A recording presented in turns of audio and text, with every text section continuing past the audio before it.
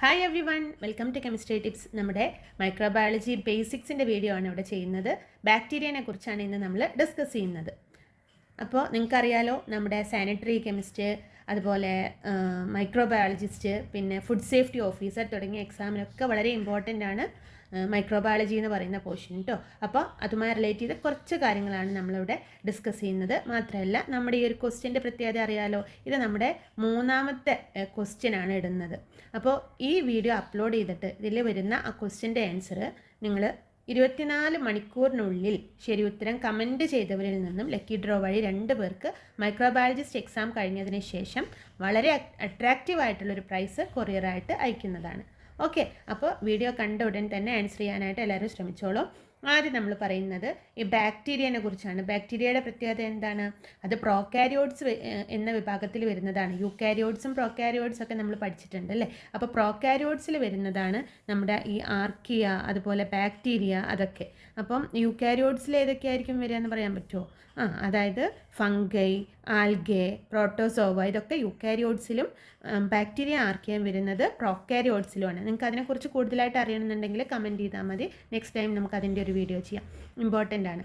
ഇനി ഈ ബാക്ടീരിയയുടെ സൈസ് എന്ന് പറയുന്നത് 0.05 to 1.0 മ്യൂമീറ്റർ ഇൻ ഡയമീറ്റർ ആണ്. കണ്ടോ, 0.05 to 1.0 മ്യൂമീറ്റർ ഇൻ ഡയമീറ്റർ. അപ്പം അതിൻ്റെ ഈ മ്യൂമീറ്റർ അല്ലെങ്കിൽ മൈക്രോമീറ്ററിൻ്റെ പ്രത്യേകത എന്താണ്?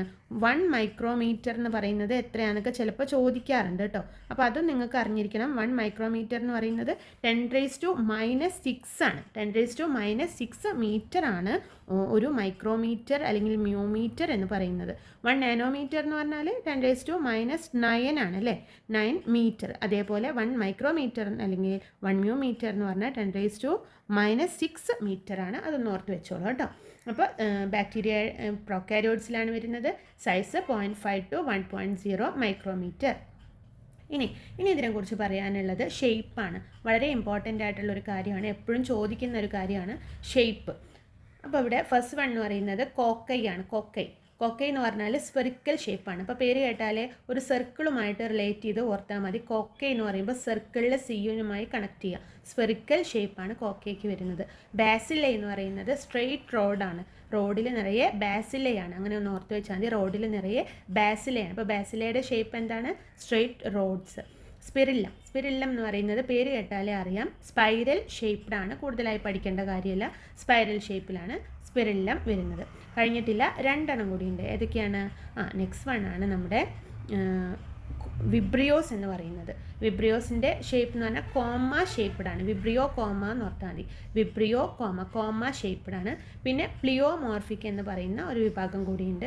ഇതിനങ്ങനെ പ്രത്യേകിച്ചൊരു ഷേപ്പില്ല. ചിലപ്പോൾ ബാസിലയുടെ ഷേപ്പിലും കാണും, ചിലപ്പോൾ കോക്കയുടെ ഷേപ്പിലും കാണും. അങ്ങനെ പല രീതിയിൽ കാണുന്ന ഒന്നാണ് പ്ലിയോമോർഫിക് എന്ന് പറയുന്നത്.